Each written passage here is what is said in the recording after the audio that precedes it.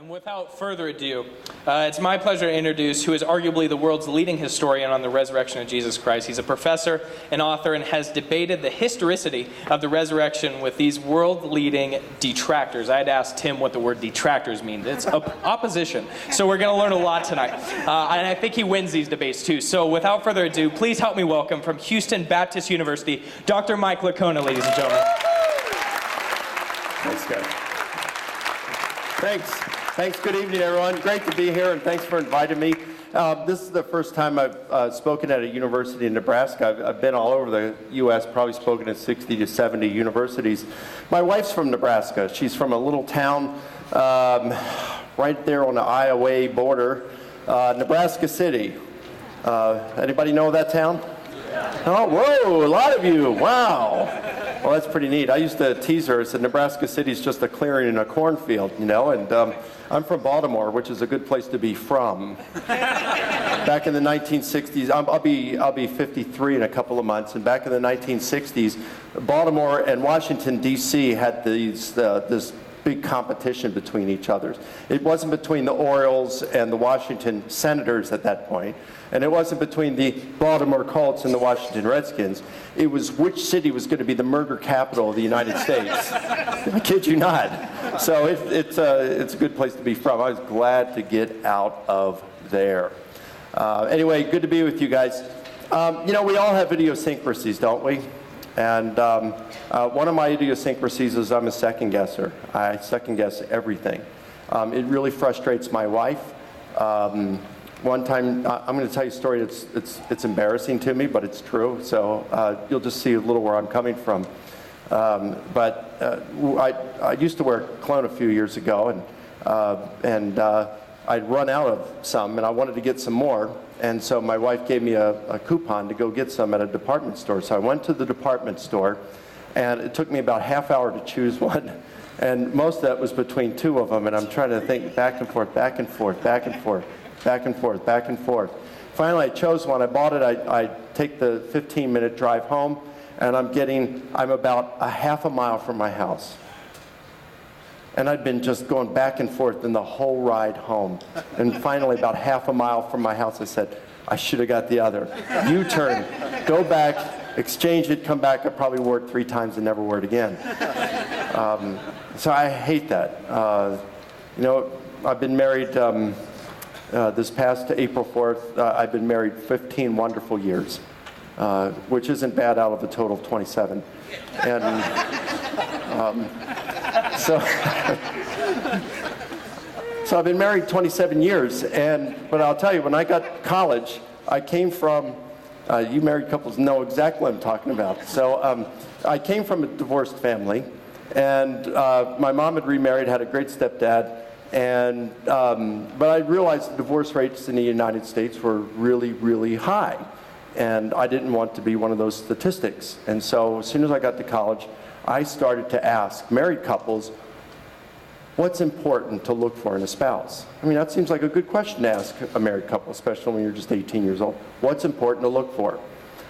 What's not on my radar right now, but should be? What's on my radar, but after you get married, you find out it's really not that important after all? I mean, let me learn from your mistakes. So I got all their answers, and I wrote them down, and I interviewed probably, 3 dozen couples. And by the time I got to graduate school, I cataloged all those and put them into I put it into what I call the 5 C's of complete compatibility. This marriage brought to you by the letter C. And so then I got really kind of crazy about it in grad school. I'd ask a girl out, and we'd have a date, and I'd come back to my apartment after work, and I'd start a file on her. And I would have these 5 categories, and I'd put down how I thought we, lined up in these categories. And if I thought, it's just one date, so you're not going to know a whole lot. And then it's like, all right, well, I think we have a deficiency in this area. So I'm not exaggerating on this. I'd put a list of questions that I wanted to ask her on the next date. Not direct kind of stuff. I didn't want her to know what I was doing, but I would ask these kinds of questions and try to extract information so I could be satisfied in these areas. And after several dates, and I'm starting to look, and size everything up. If I got to a point where I thought, I know we're not going to be 100% in all 5 categories, but if we're going to be a little deficient here, I need compensating factors here and all this. And if I just felt that it just wasn't going to work, I just stopped pursuing the relationship, even if I was starting to develop feelings at that point. And I was pretty disciplined with it. Well, then all of a sudden, I meet Debbie. And I'm going through the list and say, okay, this is lining up pretty well. I'm making a good decision here. My feelings, I let my feelings develop and all this stuff. And so I proposed and we got married 18 months later. And but I doubted still. All that thinking into it, I still doubted all the way up to the altar and 20 years into our marriage. Just strange. So it really frustrates my wife, but she understands, and it's like I just second guess everything, and I don't like this about myself. But a lot of us have idiosyncrasies, and we can't change those things, can we? It's just the way we're wired in some ways, and that's the way I'm wired. Well, if I'm going to doubt of something as silly as a bottle of cologne, if I make a bad decision on that, I've only wasted $40. Of course I'm going to doubt about my marriage and think, that if I made a mistake, that could make me miserable the rest of my life or until I kill her, Divorce, never. Murder, maybe. As the guy, why are you wearing your ring on the wrong finger? I married the wrong woman. Right, so you married the wrong person, it could cost you the rest of your life that way. But I got thinking about my worldview. If I make a mistake on my worldview, it could cost me eternity. Now maybe it's possible, the scare tactics you hear of some religions and stuff. Maybe there is no hell. Maybe that God doesn't really care what you believe. Maybe God doesn't exist. If he does, maybe he doesn't care what you believe. Maybe he only cares if you're a good person and you just believe that he exists. Maybe if Hinduism's correct, you're going to get many chances to get this right, through reincarnation. But if, Islam or Christianity or Judaism or any number of monotheistic religions are correct, and several of these teach exclusivism, if God is such a God that he's going to require you to follow the true God, then I wanted to get this right. And so I was raised in a Christian family. I became a Christian at the age of 10. Of course, my epistemological processes weren't well developed at that point. And so I started, when I was in grad school, I really wanted to understand the Bible. I really wanted to grow spiritually. That's just where I was at that point. So I got into a master's degree program in New Testament studies where I could specialize in learning New Testament Greek, the original language of the New Testament. And I was studying it for hundreds and hundreds and hundreds of hours. I was taking so many Greek courses, I was so passionate about it, they came up with some independent studies. They formed like Septuagint Greek, rapid Greek reading, and things like that. So I have the equivalent of 5 graduate years in 5 years of graduate work in New Testament Greek. I just loved it. And I was getting into it so much. And then one day, I asked myself, how do I know that this is really true? If Christianity isn't true, then I'm devoting my life to a fairy tale. And I know that many of you Christians right there, some of you out there are thinking, well, yeah, I don't have to do any rational thinking because I know it's true. I can feel the Holy Spirit. And look, I'm not disputing that at all.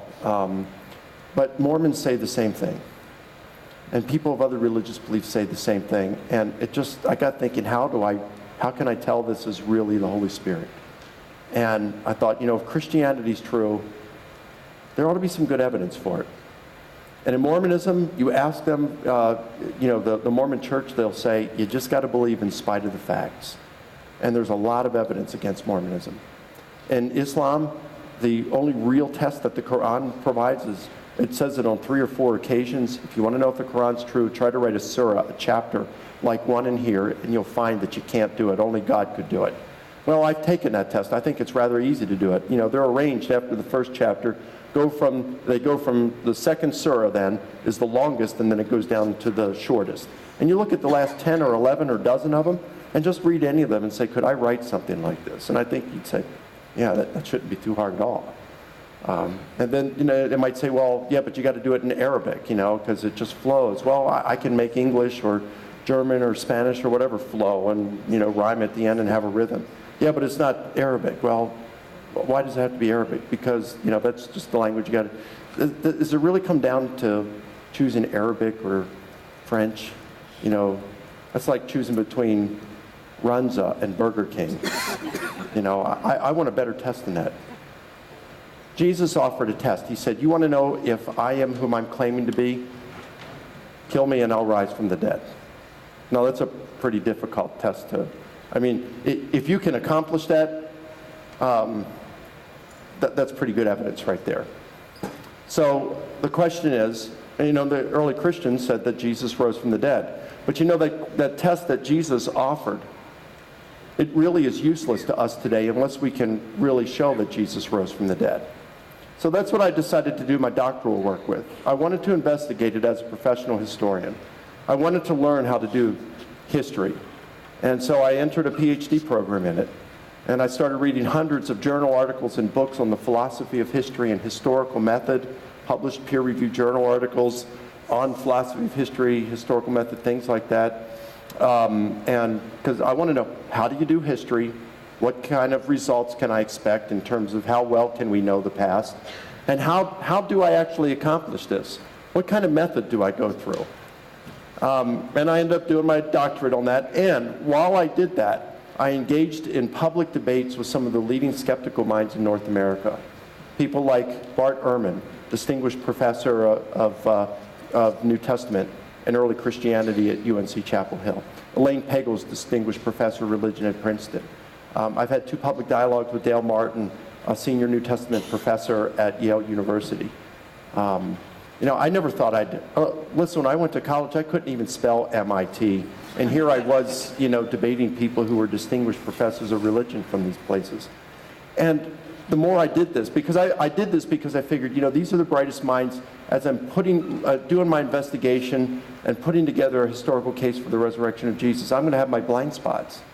And I can't find my blind spots. I'm blinded to them. That's why they're called blind spots. But some of the leading skeptics, if they're there, they're going to find it. And, I'd find some things I'd have to adjust along the way. And I had to come to reasonable expectations. So when I was reading the literature on the philosophy of history, there's no such thing as absolute certainty in history.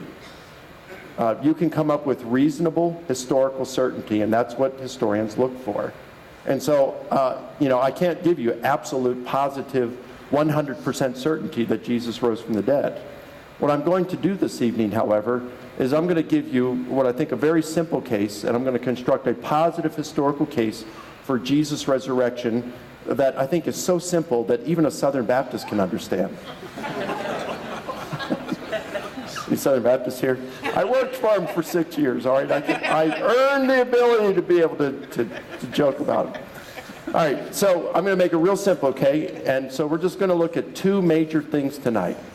Facts and method. That's pretty simple, isn't it? Let's begin with our facts. And I'm going to give you 5. Let me just kind of give you a little timeline how this all works, okay? I'm borrowing this timeline from a friend and mentor of mine named Gary Habermas. He kind of invented this timeline. It's just a nice picture thing, but you'll see where everything kind of falls. Now, historians, we don't know for certain what year Jesus was crucified. We know the month. It was April. But it was either 30 or 33. And we just don't know between those 2 years. And maybe just a very slight majority opt with 30. All right? So it's a round number. It doesn't really matter. Let's just go with April 30. Shortly after that, there's this guy named Paul. He's a persecutor of the church. He hates Christians. He's out persecuting the church. He's arresting Christians. He's a Pharisee rising up amongst the Jewish leadership in Jerusalem. He's arresting them, having them beaten, consenting to their imprisonment and execution, and then he becomes a Christian when he has an experience, at least this is what he tells us, he has an experience that persuades him Jesus rose from the dead and had appeared to them in that experience. That's not to say that the risen Jesus actually appeared to him. It is to say that Paul had an experience that he really believed was an appearance of the risen Jesus to him. And that experience radically transformed his life from being a persecutor of the church to one of its most able defenders. Now, we don't know the precise year in which this happened either. We just don't have the chronology. Paul doesn't exactly tell us. But we can narrow it down to within a few years of the crucifixion. Let's just call it 2 years. It doesn't matter what. If it's later, it actually would make it better for my case. But let's just call it 2 years, couple of years. So if Jesus is crucified in 30, Paul has his experience and becomes a Christian in the year 32. Now, in the New Testament, in the Bible, there are 13 letters that are attributed to Paul after he became a Christian. Of these, scholars are certain that Paul wrote 7 of them. And they debate over whether these other 6, Paul wrote them. Some say yes, some say no, some are more certain than others. The early church even debated over some of these. For some of them, we just don't know for certain, okay? But we are certain about 7 of them. So just to make things easy and as clear as possible, I'm only going to refer to, when I refer to Paul, I'm only going to refer to those within that 7, okay? One of those is one that he wrote to the church at Galatia. It's one of the earliest letters in the New Testament, written either in the mid-40s to mid-50s, somewhere in there. And so within, say, 15 to 25 years after Jesus' crucifixion. So in Galatians chapter 1, Paul says that 3 years after his conversion, he went up to Jerusalem. Paul converts in 32. Now he's in 35. We're in 35. And he said that the reason he went up there was to visit with Peter, the lead apostle, and he also saw James, the brother of Jesus. Now it's interesting to note that the Greek word that Paul uses here for visit, in some English translations it's meet, is the Greek word hysteresai. What English word do you think we get from that? History. So see, Paul wasn't a disciple of Jesus. He didn't travel with Jesus during his lifetime, so he wants to get the whole 9 yards from someone who had. And who better than Paul, the lead apostle? So he meets with Jesus during this time, gets the history of Jesus, meets with Peter during this time, gets a history of Jesus, all the things that he taught, all the things that he did, and all this. Galatians chapter 2 says that 14 years later, Paul goes back up to Jerusalem and meets with the pillars of the church, he calls them, Peter, James, and John. So there's Peter again, there's James again, and now he's adding John. Now, even in Greek, just as in English, it's a little vague here. We don't know if it's 14 years after this visit or 14 years after his conversion. So we got to put it somewhere 16 to 19 years after Jesus' death, and we're at 46 to 49. All right? So Paul goes up there, and he says, the reason I went and visited them is I wanted to run the gospel message. I want you to catch this and just remember this, because we're going to have to put a bookmark here in a moment. He wants to run the gospel message past these pillars of the church, Peter, James, and John, to make sure he's preaching the same thing they're preaching. And he said, after I did that, they added nothing to my message. They gave us the right hand of fellowship. In other words, fist bump, Paul. Good job. Keep up the good work, brother. So in other words, Paul says that they certified that his teaching is what they were teaching. Now, I have to admit, as a historian, I look and say, maybe Paul's correct here. But maybe he's not. Maybe Paul's just making this up because he wants to have the authority of an apostle, and he can just say, so when the apostle said that, hey, they said, I'm telling you the truth. But he maybe never really met with them. So as historians, we look for corroborating data. And we have some of this when it comes to Paul. Because you see, some of the apostles who had walked with Jesus, Peter and John, had disciples of their own after Jesus' resurrection. Peter had one named Clement of Rome. And John had one named Polycarp. So now, you college students, you remember this, because someday maybe you'll get married, you'll have kids, you'll have a boy, and you'll look for names. Just remember, Polycarp. Okay, it's a cool name, don't you think? Don't you think? All right. So so we still have a letter that was written by Clement, and we have a letter that was written by Polycarp. And in both of these letters, they were both written after Paul's execution by the Romans. And in both of these letters, they speak of Paul. So now it's going to be real interesting to see what they say about Paul. Now, maybe in some cases they would just mention him and it wouldn't be in a good or bad way, or maybe they can just say certain things. But do they say anything about Paul's preaching? Well, Clement, not so much. Clement refers to Paul as the blessed Paul, and he puts him on par with his mentor Peter. So it's not about his message, but it's really doubtful that Clement would do that if Paul had taught a message that was essentially different and contradictory to what Peter had been teaching. Polycarp, the disciple of John, quotes from Paul's letters twice, refers to them as part of the sacred scriptures, and he said that Paul, and I quote, accurately and reliably taught the message of truth. Whoa. So here you got Polycarp, who's saying Paul was teaching the same thing as John the apostle, who knew Jesus and walked with him throughout his ministry. And you got Clement almost saying the same thing when he puts Paul on par with his mentor Peter. Neither of these are the kind of things you'd expect if Paul was teaching a different gospel message than what Peter and John were teaching. I could give you some more corroborating data too, but I got to move on. If you're interested in it, you can read my 700-page book. Okay. So I think when it comes down to it, we can be certain that Paul, that's not to say that Paul was teaching everything the same as the Jerusalem apostles who'd known Jesus, but we do know that when it comes to the gospel message, Paul was teaching what they were teaching. In other words, when we hear Paul on the gospel message, we are also hearing the voice of the Jerusalem apostles. This is like really good stuff in the eyes of historians. This is the kind of stuff we dream of getting, and we've got it with Paul. So it's really good. You've got a skeptic who hated Christianity. Then he says he saw the risen Jesus, converts as a result, and he knows the people who walked with Jesus, and we can certify he's teaching what they're teaching. It doesn't get much better than that. Some people say, well, where's a non-Christian source that reports the resurrection of Jesus? Be nice, wouldn't it? Or would it?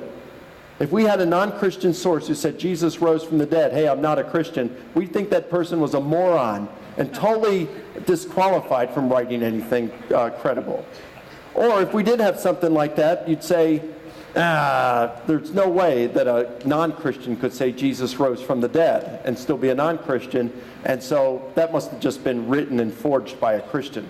So we really couldn't have anything that would be better than Paul. Paul, we know, was a non-Christian, persecuted the church, actually had Christians executed, and then he became one because he said he saw Jesus, and then all of a sudden he runs his gospel message and past the Jerusalem apostles, and we can say he's preaching what they're preaching. All right. That's pretty good stuff so far. So let's look at our 5 facts that I'm going to give you. Paul believed himself to be an eyewitness at the time of Jesus' resurrection, and he was hostile at the time. So he wasn't a friendly, he was hostile. Second, Paul knew Jesus' disciples. Third, Paul taught the same gospel message they taught. What did they teach? Let's continue with our timeline. Here we are, 46 to 49. We know Paul's teaching the same gospel message. A couple of years later, Paul goes up to a Mediterranean city named Corinth, and he starts a church there, the First Baptist Church of Corinth. And afterward, he leaves, and the church has some, like some of the other churches he established, they got some questions for him, theological questions, plus they got some situations in the church that's causing division. Doesn't every church. And so they're having these questions. Paul, how do we deal with this? We got a guy in our church who's having sex with his stepmom. What do we do with this? Serious, that was a real situation in the church at Corinth. Paul, we got some questions from people. What are the resurrection bodies going to be like? Is there really going to be a future resurrection of the dead? Or is it that we die, that's it? No heaven or hell? Just kind of like the Sadducees believe in the Jewish leadership. What's the deal here? So he's addressing these questions. Paul writes those letters. He wrote 3 or 4 of them back to them. We have 2 that have survived, and they're in our New Testament. We call them 1st and 2nd Corinthians. He wrote them about the year 55. That's about 25 years after the crucifixion of Jesus. The Gospels, they come a little bit later. You've got, most scholars believe that Mark, we disagree. New Testament scholars disagree which Gospel was written first, but the majority of us believe that Mark was written first, around the year 65. And then sometimes they say Matthew is next, some say Luke was written next. And listen, there's no agreement on the dates, all right? Some place Matthew in the 50s, some place Mark in the 40s. Not necessarily just conservative scholars. James Crossley at Sheffield University is an agnostic. He places Mark in the 40s. Did his doctoral dissertation on it. He thinks Mark was written in the 40s. Most scholars think that Mark was written between 65 and 70, Matthew around the year 80, Luke, say, 85, and then John around 90 to 95. So within 60 to 65 years of the crucifixion. By the way, that's relatively recent by ancient standards. Plutarch was a major biographer in that time. He wrote more than 60 biographies, of which 50 have survived. And most of those are written hundreds of years after the people lived. Hundreds of years. So 35 to 65 years is really, really good. But what I want to emphasize here is that when Paul's writing 1 Corinthians, he's within 25 years of the crucifixion. That's pretty awesome. Now, here's where it gets really neat. Wouldn't it be neat if somewhere we had it where Paul said, remember he had that gospel message confirmed? Wouldn't it be neat if there was somewhere where Paul said, hey, let me spell out that gospel message for you? That'd be pretty neat, wouldn't it? That'd be historical gold. Well, in 1 Corinthians chapter 15, verse 1, Paul says, hey, I want to remind you of the gospel message I preached to you, by which you became Christians and continue in your Christian walk. So now we're about ready to get that historical gold. And here we are. Here's the gospel message starting at verse 3. He says, I delivered to you what I also received. Now these two terms, delivered and received, were ancient technical terms that refer to the imparting of oral tradition. When did he deliver it to them? In 51, when he established the church there. And when did he receive it? Well, sometime before that, right? And that we really don't know. Some scholars like to say, and I'm even saying skeptical scholars, conservative and skeptical scholars, will usually place it either at that meeting, 46 to 49. Most of them will place it at that 3-year meeting after Jesus, or after Paul's conversion, around the year 35. And some will put it right at his conversion experience around the year 32. I don't think, in fact, James D.G. Dunn, moderate theologian, historian, biblical scholar, says that it was formulated, he says we can be entirely confident that this oral tradition here was formulated within months of Jesus' crucifixion. Now, I have to be honest with you, I don't know how he gets that. I don't know how you can nail it down to within months. Robert Funk, a co-founder of the Jesus Seminar, and Gert Ludemann, an atheist New Testament scholar, says within 1 to 3 years. I don't know how you get that. Listen, I'm a conservative evangelical Christian. I'd like to say that. I just don't know how you get that. If you're being a really careful historian, there's nothing in Paul's writings. We can say maybe it happened 3 years later, or at his conversion experience, or at the 14-year mark, but we can't be sure. What we can be sure is Paul said it was before 51. And we know for sure that this is what the Jerusalem apostles were preaching. So I think it goes back to the eyewitnesses anyway. We're talking about very, very early oral tradition here. And so this is what the followers of Jesus were saying. So despite any criticisms one may have against the Gospels, they could say we don't know the authors, they're biased authors, they contain contradictions, they were written too long after the events they purport to describe, they weren't written by eyewitnesses. You know, we could address all of those, but even if all of those things were true, it wouldn't matter, because what we're looking at here, we can trace back to the Jerusalem apostles. And that's why this is historical gold. And here's what it says in a nutshell.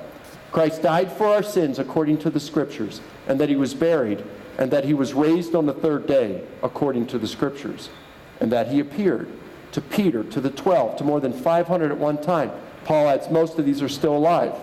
Like if you want to interview some of them, you can. But he says some have died.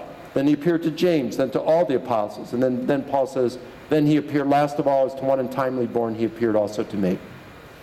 Now, we can deny that they actually saw something. We can't prove that they actually saw something. We can't prove that they weren't lying.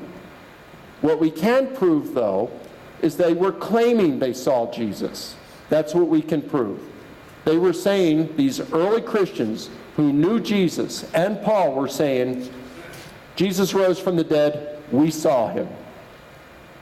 He died, was buried, he was raised, and he appeared, we saw him. That's what we can prove.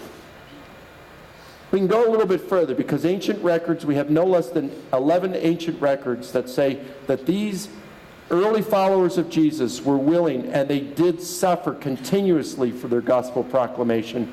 And we know for certain that several of them died as Christian martyrs. We can't prove that all of them died as Christian martyrs. We can prove that some of them did. We can prove that all of them did suffer for their gospel proclamation. What does that prove? It proves that they sincerely believed what they were proclaiming. Because liars make poor martyrs, don't they?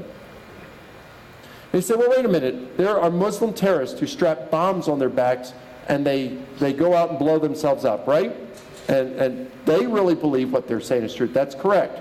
And you know what? A Christian today could die as a Christian martyr, and they're dying for what they believe is true, just the same as the Muslim dies for what he or she believes is true, just the same as that Buddhist monk back in protest of the Vietnam War doused gasoline on himself and lit himself aflame in protest of the Vietnam War.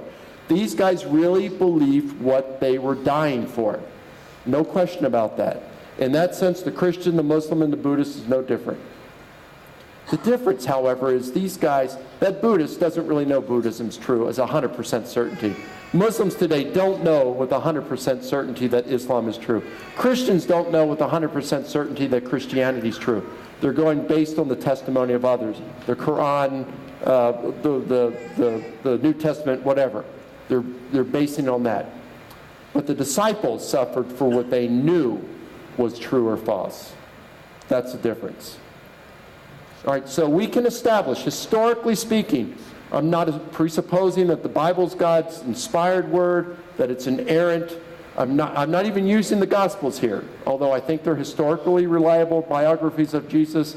I'm trying to be very careful in what we can prove historically.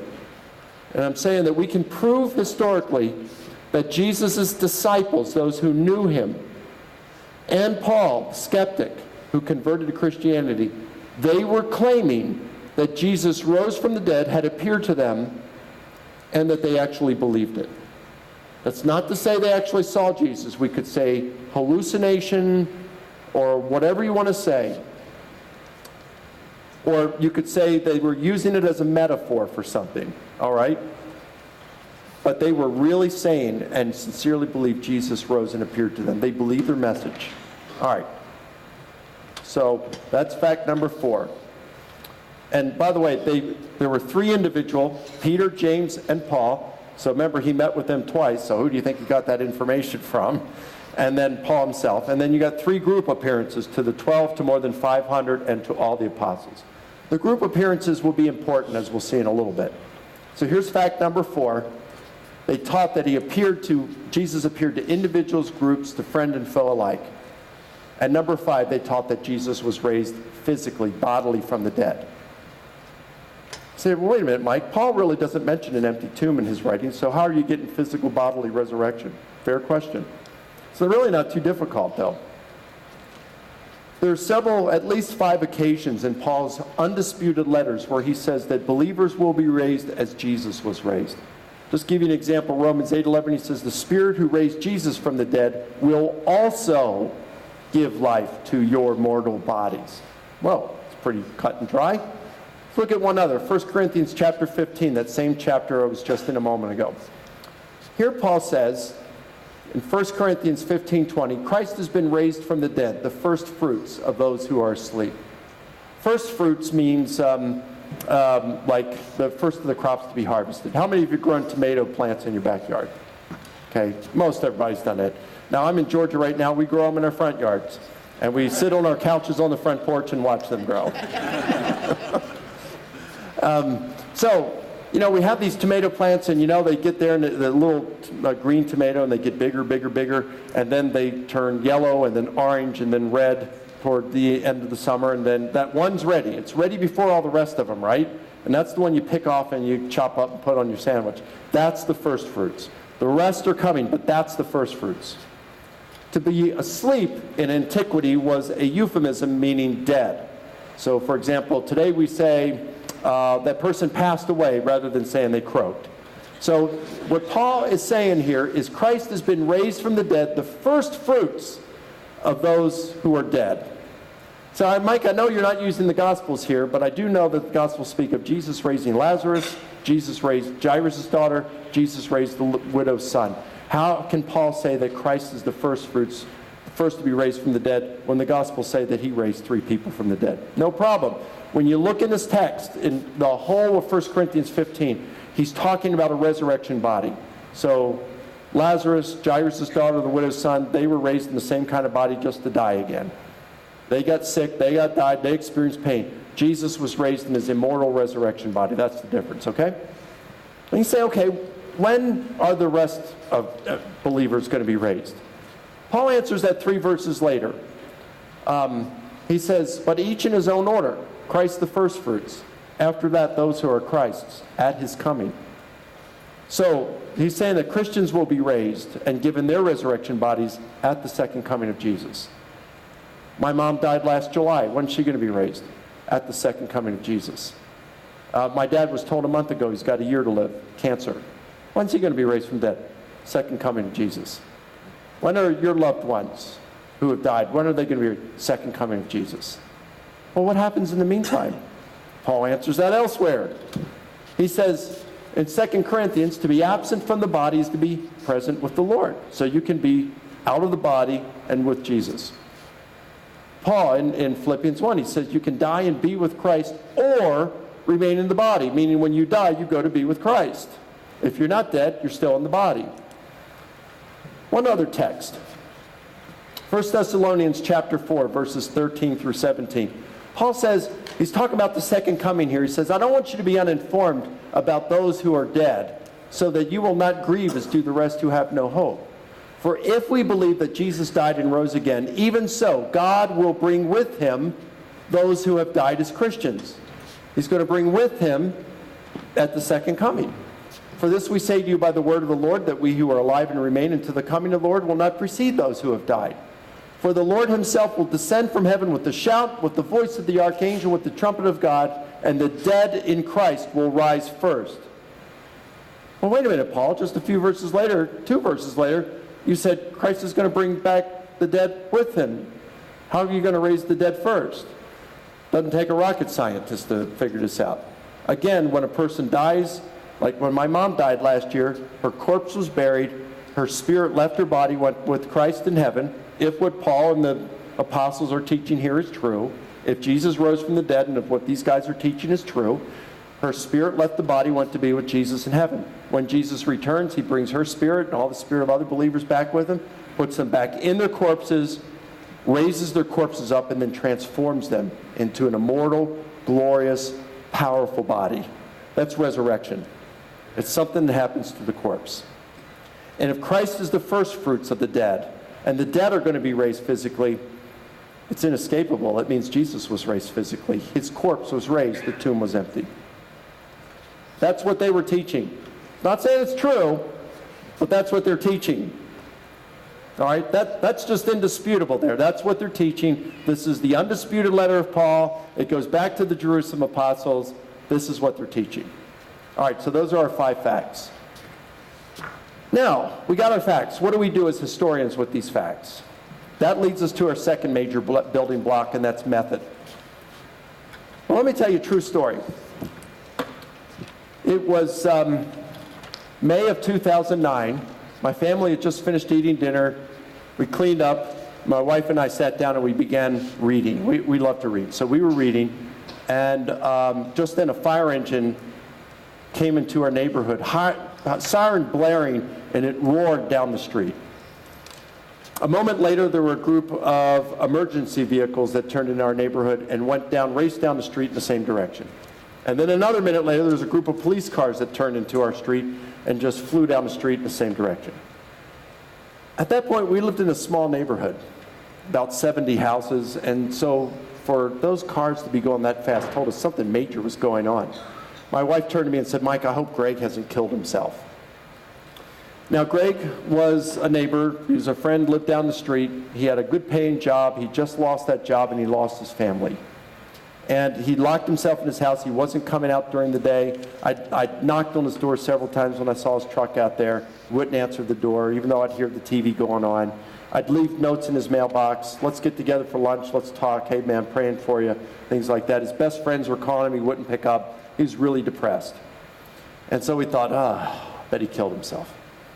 So my wife, Debbie, and I started walking down the street to go see what was going on. And just then an ambulance came and passed us and went down the street. But it passed the little road on which Greg lived. So we breathed a sigh of relief. But we said, someone's in trouble. So we went down and we followed the ambulance all the way down to the end of our neighborhood where all these emergency vehicles were parked in front of a house of some neighbors that we didn't know. We'd met them a couple times when my wife and I'd be walking at night. They were a young family. They had 3 kids, young kids. They're out in the front yard playing. They always seemed like they were happy. And so we were saying, man, what went on here? Why the police cars? And just then the front door of their house opened and the police officer came out with the husband and escorted him into the police car. And the first thing that came to my mind was domestic dispute. Well, before they could get in the car, the guy's wife came out, ran up to her husband, put her arm around him, and got in the police car with him. Now, that doesn't make sense of domestic dispute. And even if she were codependent or something like that, it's doubtful the police officer would allow her to get in the car with her husband, if that's why they were out there. Police car drove off, and it's like, gosh, I have no idea what happened. So we were asking the neighbors, of course all the neighbors are out there talking. Nobody knew what was going on. And so we just decided to go back home. So my wife and I are walking back home, and I said, let's speculate, see what's going on here. And they had a for sale sign out in front of their house. They'd had it there for about 6 months. Nobody was biting on it. So I said, how about this? We know we live in a horrible economy. So maybe what happened is this guy lost his job a year ago. Couldn't find a job, so 6 months ago he put his house up for sale. Couldn't sell the house, so he's at home today, gets a letter in the mail from the bank. They saying, we're sorry, we got to foreclose. You need to move out. And now he's depressed. He doesn't know what to do. Goes upstairs. He's got a life insurance policy. Picks up a gun and starts talking about killing himself. His wife calls 911, and everybody shows up. Kind of makes sense, doesn't it? I mean, we had a little data, but it made sense of all the data. So I'm thinking, okay, let's call this the threat and suicide hypothesis. So I'm at home, I'm reading at this point. We're back to reading, and then I hear this strange noise outside. So I go outside, and I look, and down the neighborhood, back by their house, but way up in the sky, is a news helicopter hovering above their house. I'm thinking, wow, this is getting stranger all the time. Threatening to kill yourself is something major, but it's not the kind of thing that's going to bring the evening news out now, is it? Well, just then, I'm thinking everything sounds okay until the helicopter shows up, and then that just ruins my hypothesis. Well, then a neighbor pulls up, and he says, we found out what happened. So I walk down my driveway, get to his car. He says, listen, the guy had just come home from work. He was in his driveway, and he was backing into his garage, completely unaware that his 18-month-old son was running to greet him. And he ran over and killed him. That was a horrible day in the life of our neighborhood. And I can tell you, every one of us just grieved over that. I don't know how you get over something like that. I can't say there is a happy chapter in their life, because the following February, she gave birth to another baby son. And so, it was good stuff, but, still, they'll never forget that chapter in their life.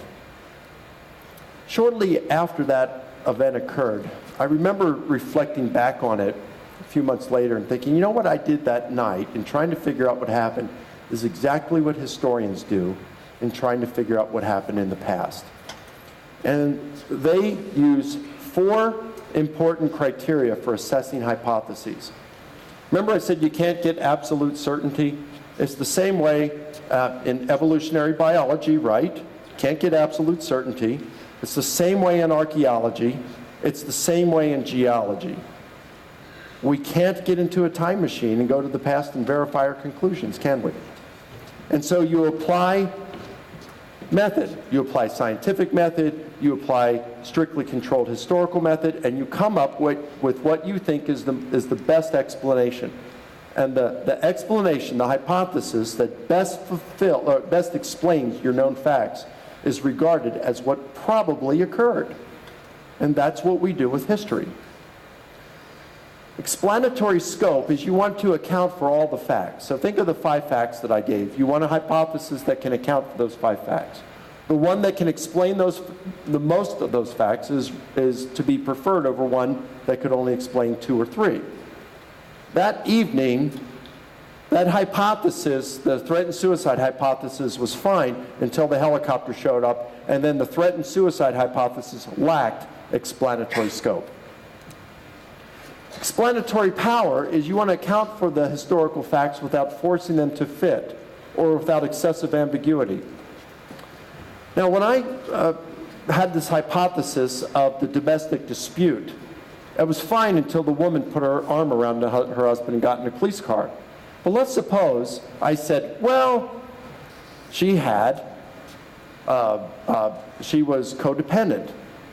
Well, the police officer wasn't allowed to get in. Well, the police officer overlooked it, didn't catch it. They were thinking about what was going on in the Braves baseball game at that point, and just didn't catch it. Well, it's possible, right? But you're really forcing that to fit, and so it lacks explanatory power. Ad hoc is a Latin term meaning for this. You've heard of ad hoc committees, right? Benghazi happens, the attack there. So what happens? Congress, Senate, they form an ad hoc committee. It was a committee for this, to investigate this particular incident. The committee would not exist otherwise. An ad hoc hypothesis is a hypothesis that would not exist except it's trying to explain the facts. In other words, you wouldn't think that this is true other than it was formulated to explain the facts. Let's say this, all right? So my threatened suicide hypothesis is demolished because the helicopter shows up. Oh, but not so fast. Because really what happened, he was out of a job and his wife thought he was a loser. And so she was out one day and she met this guy and started to have an affair with him. And her husband found out about it and he was distraught, and that's why he was thinking of killing himself. So she calls the police. Just then, the guy she's having an affair with calls and says, hey, honey, how you doing? Oh, my husband's thinking of killing himself and stuff. And they're talking. And the reason the helicopter shows up is because the guy she was having an affair with was the president of the local television station. He says, honey, I just want to make sure you're okay. I'm sending someone out there to make sure. You know? That explains all the facts, doesn't it? You're not forcing them to fit. So it has explanatory power. But it's entirely ad hoc. You wouldn't expect it to be true otherwise. The more you have to improvise or speculate, the less likely that hypothesis is of being true. Finally, plausibility. Is it compatible with our background knowledge? Now, this hypothesis, the threatened suicide hypothesis, was entirely compatible with what we knew. Horrible economy, people were losing their jobs. In the Atlanta area, thousands of people were having their homes repossessed in that year. It was and people think of killing themselves all the time. It was entirely plausible, but it was false. You see, in historical hypotheses, we want to have all of these fit, not just some of them. The hypothesis that best fulfills all of these criteria is what is regarded as what probably occurred. Now let's just look at 2, and I'm done, and we'll open up for Q&A. The resurrection hypothesis, okay? Resurrection, and in my big 700-plus page book, I look at the 6 most popular hypotheses among scholars who study the subject. So I'm not talking about people on the internet. I'm talking about real scholars with PhDs in a relevant field who publish in peer-reviewed journal articles and books, and they publish on this issue. And the 6 most popular hypotheses that are put out there, I deal with them according to historical method in my book. I'm only going to take 2 of them tonight. I'm going to look at resurrection, and then I'm going to look at the most popular skeptical scholarly explanation. Resurrection hypothesis. Does it explain Paul's conversion and why all these people thought they saw the risen Jesus? Yep. Does it explain why they saw him in individual and in group settings? Yep. Does it force them to fit? Nope. Fits like a hand and glove in there. Is there any ambiguity involved? Nope. It's because the hypothesis Jesus was raised physically, bodily from the dead and had appeared to them. So it has great explanatory scope. It has great explanatory power. Is it ad hoc? Nope. This is what they said from the very beginning. And maybe, are there any speculations? Well, maybe you'd say you're speculating that God exists. Well, maybe you'd say that. Although, really, I haven't said that God raised Jesus. Honestly, I don't think that we can prove as historians that God raised Jesus. If Jesus was raised, it was a supernatural event. I think we could say a supernatural agent caused it, just by inference, right? Because we know it can't happen by a natural cause. But we really can't say that God did it. For all we know, it was an alien in a parallel universe doing his PhD experiment. In order to pass, he had to convince a race of sentient beings that he was God. You know, how can I show it wasn't that? I can't. And there are many things in history that we can know it occurred, but we don't know about the cause. You know, the Disney castle, that is modeled after the castle in Germany, the Neuschwanstein Castle, built in the 1800s. My wife and I visited there 3 years ago. Beautiful castle. King Ludwig and his physician were found drowned and face down in a lake. Well, they don't know how it happened. Was there foul play or no? Don't know. How come they were both face down in a lake? Why were they both dead? Did someone kill them? Was it an accident? Did they slip and fall? How'd they end up in the water? Don't know. It's a lot of questions. We know they were dead. We just don't know the cause of it. There are a lot of questions like that in history. So, I mean, there's a lot of questions like that in science. That's why scientists, where are you at, man? We had dinner tonight together. You're physicists. There you are, back there. There are a lot of theoretical entities in physics, right? No one's ever seen a black hole, quarks, strings, gluons. These are theoretical entities meant to explain observable phenomena. We've never seen them. We may never see these things. But they do a good job of explaining observations. Same thing with historical hypotheses. All right? We have to hypothesize about. We don't see any of the causes of the past. All right? So, it's not ad hoc, resurrection. What about plausibility? We know dead people don't rise, right? That's impossibility by natural causes. Well, no one said Jesus rose by natural cause. The hypothesis is that he was raised by supernatural cause. By the way, I do think God's the best candidate for it. But I can't prove that God did it as a historian. So I don't think it's implausible in the least to say that, you know, we know it can't happen by agent. But it's nothing to say it can't happen by a supernatural one. Science doesn't say anything about what can or cannot happen if God is involved. It only says what happens in nature when it's left to itself. So the resurrection hypothesis at least passes the first three with flying colors, and it doesn't fail the fourth. I don't know how you could say it's plausible. In order to say it's plausible, you'd have to say, I know ahead of time that God would want to raise Jesus.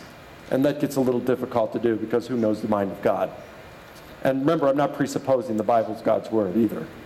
So I'm only going with what I can prove. So I'm saying, plausibility, it's not implausible. We just have to say it's inscrutable. I can't answer it in terms of plausibility, but it certainly passes the first three. Now let's just look real quickly at hallucinations. Hallucinations. The most recent book, we got any psychologists in here? Professors, psychology students, anything? Huh? Another one? All right. All right. Well, you can correct me if I'm wrong, Liz.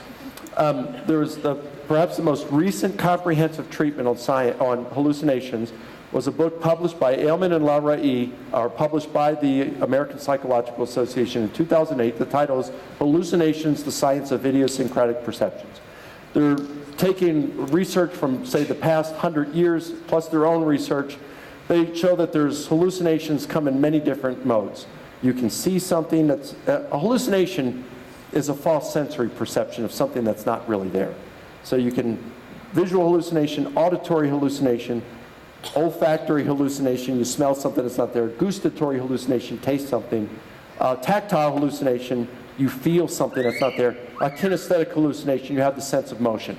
So how many of you've been sleeping and then you had this dream you were falling and you woke up? That's a kinesthetic hallucination. We've all experienced that. You don't have to be a flake to experience a hallucination. How many of you, when you first got your smartphone, you put it on vibrate for a text, you stuck it in your pocket, and you remember you got those false alarms the first couple of days? That is a tactile hallucination. Now notice that hallucinations aren't contagious. You didn't wake up and you're going, and your spouse is looking over and you say, whew, that was tough, wasn't it? I thought we were gunners. Doesn't happen. Because hallucinations are like dreams. You can't share a dream, can you? I can't wake up my wife and say, honey, I'm having this dream, I'm in Hawaii, go back to sleep. Join me in my dream and let's have a free vacation. All right? You can't share a hallucination, you can't share a dream. So, you have these different kinds of hallucinations. Most hallucinations are experienced in a single mode. You might see something, but you don't see and hear it. People who tend to have multiple mode hallucinations are schizophrenics and people on drugs. Other than that, most people have experienced hallucinations in a single mode. The group most likely to experience a hallucination are senior adults bereaving the loss of a loved one. And approximately 50% of them experience a hallucination of some sort. But did you know that only 7% of those senior adults bereaving the loss of a loved one experience a visual hallucination? Now think about this. The disciples, what are our reports? We got at least 2 sightings in that early creed, oral tradition, that the disciples of Jesus who were passing around, he appeared to the 12, that's 100%. He appeared to all the apostles, that's 100%. That renders, hallucination hypothesis is implausible because the percentage of percipients, people who perceive it, are too high. You also have 3 group appearances, to the 12, to more than 500 at one time, and to all the apostles. You know that group hallucinations are extremely rare, if not impossible. So that renders it implausible. Because not everybody's in the same frame of mind to have hallucinations. And even if they are, not everybody's susceptible. It's like hypnosis. Not everybody can be hypnotized. Some people are more easily hypnotized than others. Some, you just can't hypnotize them. And same thing with hallucinations. So you're just not going to have 100%.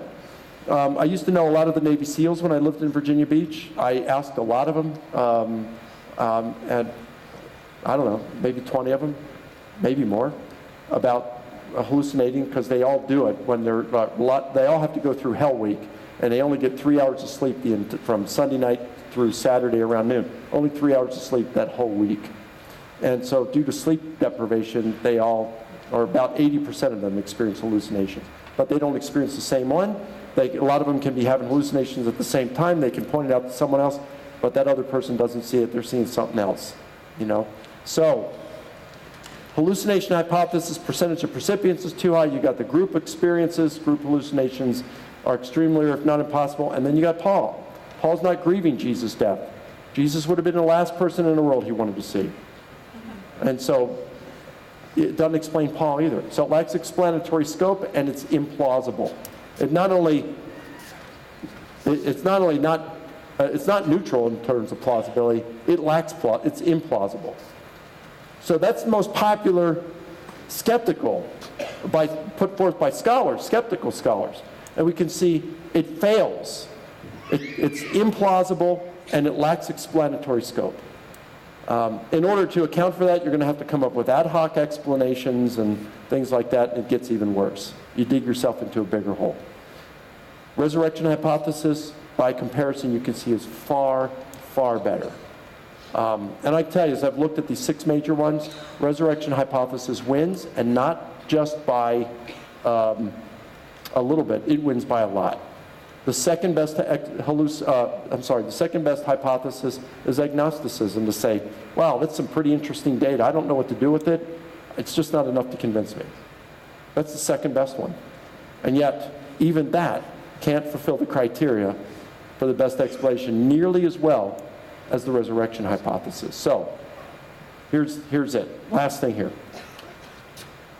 Forget faith just for a moment. Just look at it as a historian. And you have to come to the conclusion that Jesus was raised. You might reject it on philosophical grounds. You might reject it on theological grounds. But you can't reject it on historical grounds. The evidence is there. And it's something to contend with. All right, let me open it up for some questions now. And they got microphones, so just raise your hands, and they'll bring them to you. Let me just say ahead of time, if, feel free to push back on any of this. I could be wrong on some of these things. I don't think I am. Of course, none of us think we're wrong on things. But I'm not naive enough to think that I've got all the answers. And I'm not going to embarrass you. So feel free to push back on anything or ask questions related to this, and be happy to entertain them. So, yes, ma'am, right here.